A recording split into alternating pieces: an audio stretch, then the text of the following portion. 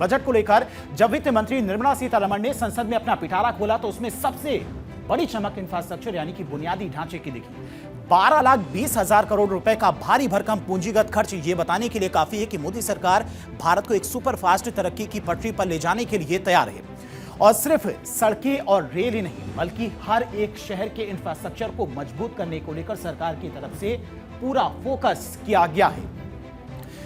वहीं वाराणसी, सूरत और बेंगलुरु जैसे शहरों को इकोनॉमिक रीजन बनाकर विकास के नए हब के रूप में इन्हें तैयार किया जाएगा। आखिर इस बजट से आपके शहर और आपके सफर की तस्वीर कैसे बदलेगी, इसे आसान तरीके से आपको समझाते हैं। किसी भी देश की तरक्की उसकी सड़कों और रेल की रफ्तार से मापी जाती है और अगर सड़कें अच्छी हैं, रेलवे की सर्विस अच्छी है तो माना जाता है कि उसमें जो विकास की गति है वो भी काफी ज्यादा तेज रहती है। बजट 2026 ने इस रफ्तार को एक नया आसमान दे दिया है। दरअसल क्यों, वो भी चलिए आपको बताते हैं।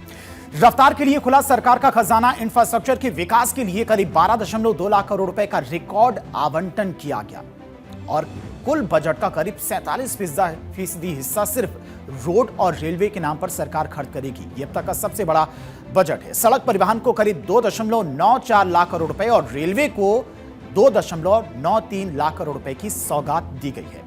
आम आदमी का सफर आसान बनाना और व्यापार के लिए लॉजिस्टिक्स खर्च को कम करना यह सरकार का मकसद है।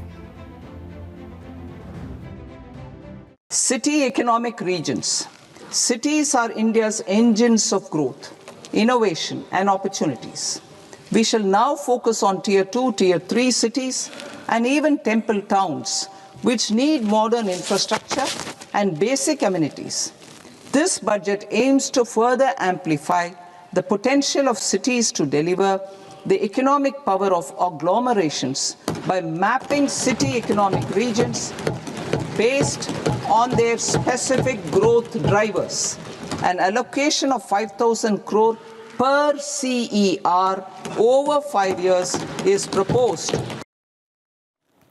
हिंदुस्तान के नक्शे पर तरक्की की नई लकीरें खींची जा रही। बजट 2026 महज आंकड़ों का कोई जोड़ घटाव नहीं है बल्कि ये एक ऐसे भारत का ब्लूप्रिंट है जहां पर शहर सिर्फ रहने की जगह नहीं बल्कि ग्रोथ इंजन होंगे। वित्त मंत्री निर्मला सीतारमण ने इस साल इंफ्रास्ट्रक्चर के लिए 12.2 लाख करोड़ रुपए का जो भारी भरकम फंड रखा है उसका असर अब गांव-गांव और शहर-शहर भी महसूस होगा, यानी कि गांव भी चमकेंगे, उसके साथ-साथ शहर का इंफ्रास्ट्रक्चर भी मजबूत किया जाएगा। इस पूंजीगत खर्च का सीधा मतलब है ज्यादा कारखाने, तेज रेलगाड़ियां और ऐसी सड़कें जो हमारी इकोनॉमी को काफी तेजी से आगे बढ़ाएंगी, इकोनॉमी को बूस्ट करेंगी। और इस बार बजट का करीब आधा हिस्सा सिर्फ सड़क और रेल के नाम रहा जो भारत की रफ्तार को नई उड़ान देने के लिए तैयार है। वित्त मंत्री ने घोषणा भी की कि भारत के इंफ्रास्ट्रक्चर को मजबूत करने के लिए लगातार सरकार के द्वारा काम भी किया जा रहा है। बेंगलोर, पुणे, सूरत, वाराणसी और विशाखापट्टनम जैसे शहरों को लगातार इंफ्रास्ट्रक्चर के मामले में और ज्यादा मजबूत किया जाएगा। यहां पर तमाम जो कारखाने हैं उनको और मजबूत बनाया जाएगा ताकि लोगों को ज्यादा से ज्यादा रोजगार मिल सके। 7 शहरों को चुना गया है। कौन कौन से वो 7 शहर हैं? 7 शहरों को सिटी इकोनॉमिक रीजन यानी कि CER बनाया जाएगा। यह सरकार की तरफ से लक्ष्य निर्धारित किया गया है। इसके अलावा हर शहर पर 5 साल में 5,000 करोड़ रुपए खर्च किए जाएंगे। ये भी बजट में सरकार के द्वारा लक्ष्य निर्धारित किया गया है। बेहतरीन सड़कें होंगी इस शहरों में, बिजली से गुलजार होंगे, यानी कि बिजली की कोई भी समस्या इन शहरों में नहीं होगी ताकि कारखाने सुचारू रूप से चल सकें, बल्कि वे शहर कमाई और निवेश के बिग सेंटर भी बनेंगे ताकि वहां के स्थानीय लोगों को रोजगार मिले। रेलवे में 7 नए हाई स्पीड रेल कॉरिडोर बनाने का भी ऐलान किया गया है ताकि लोगों को भी इससे सुविधा हो और साथ ही साथ जो कारखाने लगेंगी, जो फैक्ट्रियां लगेंगी, उनको अपना माल ढुलाई में भी काफी ज्यादा फायदा हो। और इस आम आदमी के लिए इस बजट में बड़ी राहत रही। प्रधानमंत्री आवास योजना के लिए आवंटन भले ही थोड़ा कम हुआ हो, लेकिन स्ट्रीट वेंडर्स यानी कि रेहड़ी पटरी वालों के लिए पीएम स्वनिधि योजना का बजट करीब 900 करोड़ रुपए तक बढ़ा दिया गया। साथ ही कंस्ट्रक्शंस इक्विपमेंट बनाने के लिए नई स्कीम लाई जा रही है जिससे बड़ी मशीनों और मेट्रो के काम में लगने वाले बोरिंग टूल्स का निर्माण भारत में ही होगा। विशेषज्ञों का मानना है कि इंफ्रास्ट्रक्चर पर खर्च किया गया 1 रुपया देश की जीडीपी को 3 रुपए से भी ज्यादा की मजबूती देता है और साथ ही कि यह बजट आने वाले कल के भारत की मजबूत नींव भी रखेगा।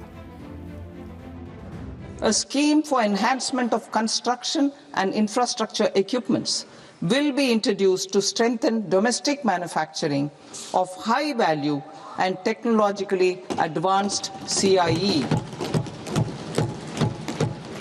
This can range from lifts in a multi-storied apartment or firefighting equipment in multiplexes, large or small, and to tunnel boring equipments for building metros and high-altitude roads. असल में सरकार की ये नीतियां सिर्फ बड़ी मशीनों और पुलों तक सीमित नहीं, इसका सीधा ताल्लुक आम आदमी की जेब से भी है। ताकि आम आदमी की कमाई भी बढ़ सके, इस पर भी सरकार का फोकस है। सर्वे बताती है कि इंफ्रास्ट्रक्चर पर खर्च किया गया हर एक रुपया हमारी जीडीपी को 3 गुना तक मजबूती देता है और इसीलिए सरकार इंफ्रास्ट्रक्चर पर ज्यादा से ज्यादा खर्च कर रही है। जहां एक तरफ एक्सप्रेस वे और हाई स्पीड कॉरिडोर से समय बचेगा, तो वहीं दूसरी तरफ पीएम स्वनिधि जैसी योजनाओं का बढ़ता बजट छोटे दुकानदारों और रेहड़ी पटरी वालों को भी फायदा पहुंचाएगा, उनकी आमदनी को बढ़ाएगा, आत्मनिर्भर लोगों को बनाएगा।